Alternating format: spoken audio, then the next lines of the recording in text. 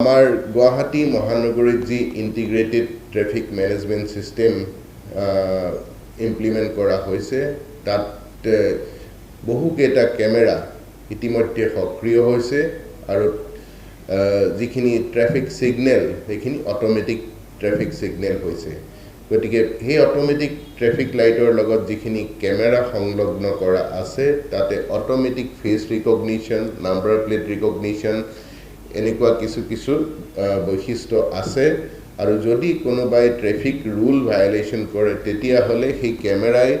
লগে লগে সেইখিনি ক্যাপচাৰ কৰে আৰু আমাৰ যি সাৰ্ভাৰ আছে আমি সাৰ্ভাৰৰ যোগেদি বা আমাৰ মনিটৰৰ যোগেদি আমি গোটেই বস্তুখিনি দেখা পাওঁ আমাৰ কন্ট্ৰোল ৰুমত দেখা পোৱা যায় আৰু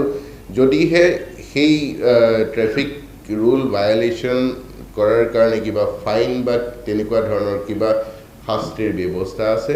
সেই শাস্তিখিনি বা সেই ফাইনৰ যিখিনি আমাৰ নোটিছ অটোমেটিক্যালি যিজন গাড়ীৰ মালিক তেওঁৰ মালিকৰ ফোন নম্বৰ গুচি যাব